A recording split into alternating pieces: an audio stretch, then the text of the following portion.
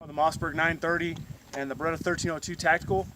What I'm going to do now is just basically try to get a zero on this thing. These are slugs, just federal slugs we're going to shoot out of here.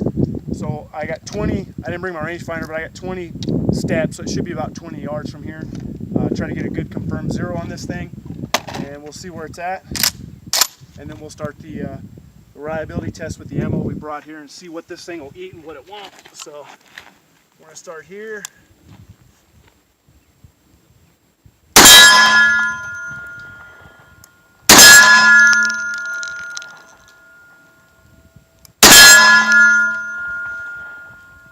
So it looks like we're good elevation. We're just shooting just a fuzz to the left.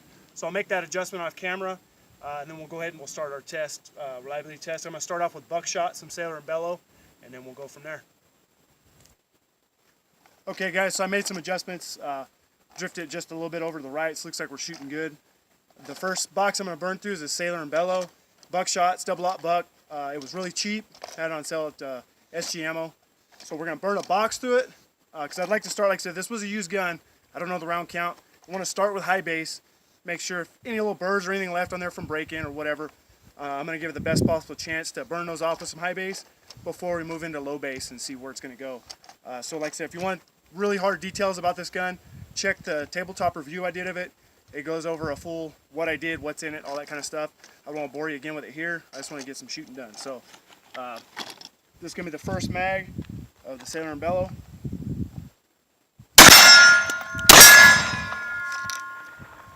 We had a stuck case, and that actually is a didn't get all the way onto the lifter, so the ejection was kind of funky on that thing, so that's what stuck that one.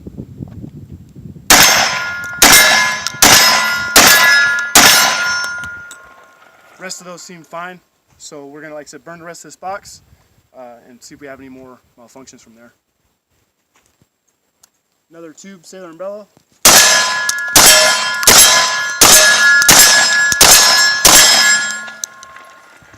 Okay, that tube is fine. Next tube, Sailor and Bellow.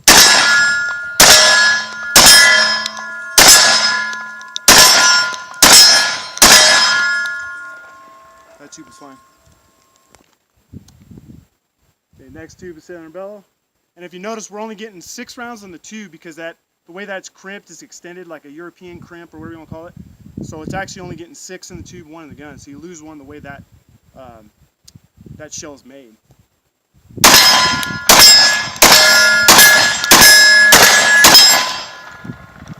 Okay, that one was fine. Okay, so now what I want to do is, it looks like that shot that fine minus the first tube, is do a little bit of compromised shooting positions. So we won't get a completely solid weld on our shoulder with this thing. So sometimes that can cause malfunctions, kind of like a limp wrist in a pistol.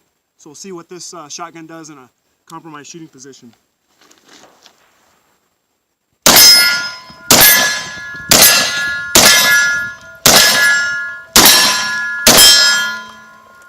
Seemed to work okay that way. We'll switch it over and do the other side. Okay guys, we're going to switch over to do the other side. That way the ejector is on the up side. And like I said, we're trying to get as best we can, but it's definitely not as good as if we were standing. So let's see if we can induce some malfunction that way.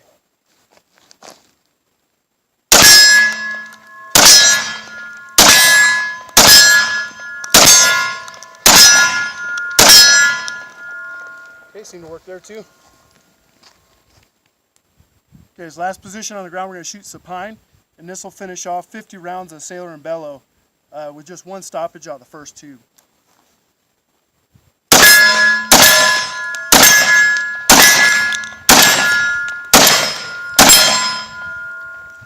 And it worked fine there, and if you see that, it was definitely off my shoulder a few of those rounds, so it definitely wasn't getting a complete support, but it functioned fine. So we're gonna stay with that Sailor and Bellow minus the first tube.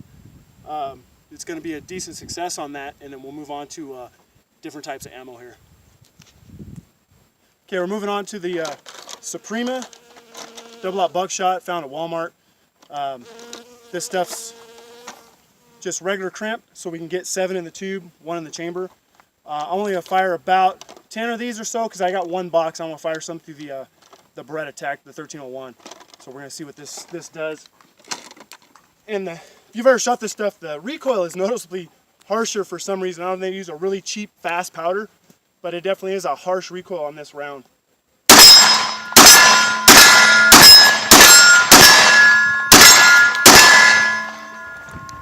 And that was 7+1, one without a hitch.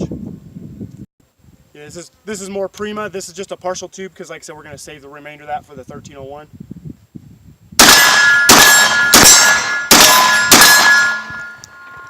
That was fine. Okay, this is kind of an odd choice for a defensive round, or through a defensive shotgun, but I had some laying around. I just wanted to see if it cycled or not. This is 3-inch steel BB, 1550 velocity, ounce and 1/8 load. With 3-inch, we can only get 6 in the tube, 1 in the chamber.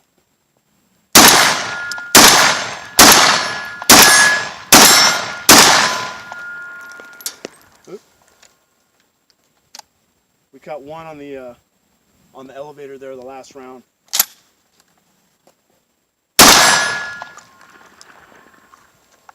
And I'm wondering if that's a weak spring or something. I changed this to a knockoff Nordic extension. And doing so, it lost some length over the factory one, but it has a little cutout to keep this clamp from sliding.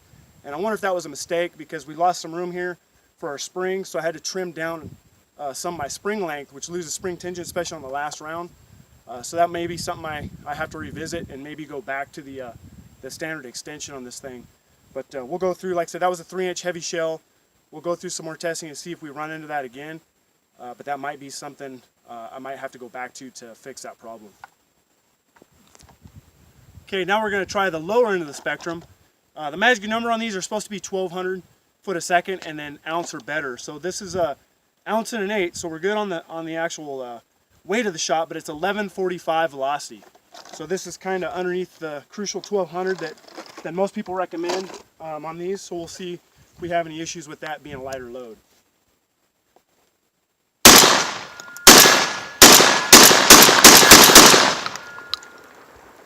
Looks like that cycle fine. It was definitely noticeable less recoil than that other stuff. It's very soft shooting. Okay, another tube of the light load Federal.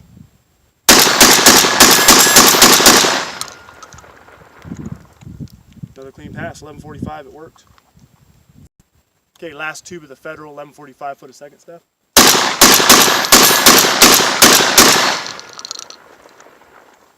That's good. Okay, this is going to be with the Federal bulk box from Walmart. This stuff's really cheap, it's like 20 bucks right now currently at Walmart. It's a ounce and 1/8, number 8 shot, and this stuff's at 1200 foot a second, so that's kind of like the wall that everybody wants you to be at with these autos. So I'll load up some of these and see how these run. Okay, Federal cheap bulk stuff. That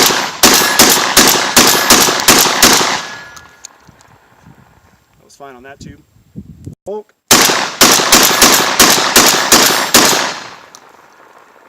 It's fine. Federal bulk. Oop. We had that same thing, that elevator jam. It looks like it's like almost completely out of the tube, but not kicked into the elevator. And like I said, I think that's a spring-related problem that I caused myself by switching this. So like, I'm definitely gonna revisit that. I'm probably gonna go back to the old extension and put the longer wolf spring I had in it, the extra power spring, and see if I can't cure that, because I think that's something I induced myself. So last round of this. It's fine. Alright guys, as much as I hate to do it, I'm going to run a couple tubes of this Winchester Universal. Since we had pretty successful tests, like I said, other than that, sticking on the elevator on the last round, what I think is my fault, I honestly think I cut the spring too short when I changed that tube, is we'll try some Universal. This stuff jams my pump guns. It don't extract it, you know, probably 1 out of 10 times and stuff like that. So I'm going to expect some malfunctions, and I'm not going to blame it on the gun if we do. This stuff is just notoriously bad, so we'll see what it does in this thing.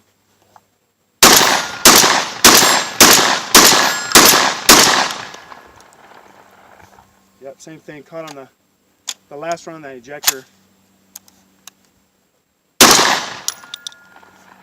So that worked, like I said, other than that one. I have the parts here, so I think what I'm going to do off camera is I'm going to go ahead and swap some of that stuff back out and see if we can get that last round malfunction cleared up, so we can say, hey, it's not the gun. it's something I did wrong to it. So off camera we'll cut this and I'll go switch that back and we'll come back. Okay guys, off camera what I did is I went ahead and put a wolf spring back in it, 10% over. Unfortunately I didn't bring the long ones. I had one that was just about exactly the same size, but it's a lot thicker coil than what was in it, because that one was came with the extension. This extension I think is like a Chinese copy, so it was kind of a thin braided spring. So we'll see if that helps at all with that last round issue, getting it all the way out to the elevator, which is I think what the issue is.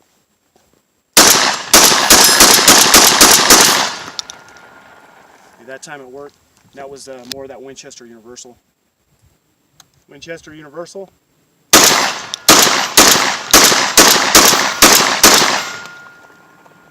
It was clean, didn't have the ejector stick. Okay, Winchester Universal. And that was a classic Winchester failure to extract.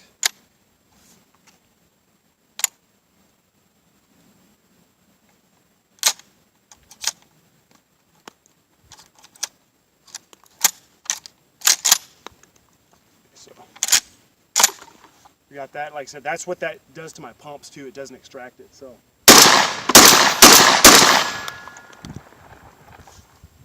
we did have a failure extract there. Like I said, I'm not blaming the gun on that stuff. If it does anything weird with that Winchester, I've shot a lot of it and it's garbage, even through pump guns. So we'll move on to another type of ammo. Alright guys, I think we're going to finish this test up with a box of Winchester Super Target. Once again, this is 1145 velocity, ounce and 1/8 shot. It is kind of below that 1200 threshold. We're going to go ahead and finish up with this. Hopefully this has a little more Winchester quality than the Universals, but we'll see. So far we've had a pretty successful run, minus the failure to extract, and then a couple of those I think that were induced by my spring that was too weak. I since swapped it out. We hadn't had that yet, so we'll run through this last box and see what we get.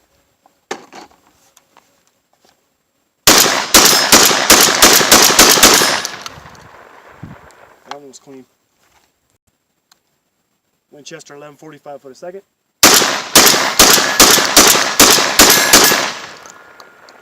That's clean.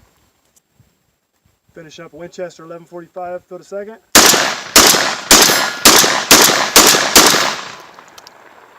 And that was clean. To wrap up guys, like I said, I think it's going to be a pretty reliable shotgun. Like I said, go see the detailed videos with what I did to it, minus me swapping this extension out and changing the spring. I don't want to really hold that against the gun. I'm going to do some further testing with it, probably off camera. I don't want to bore you guys with a 2-hour video of me just mindlessly blowing lead down range, but I'm going to try and make sure that that was fixed.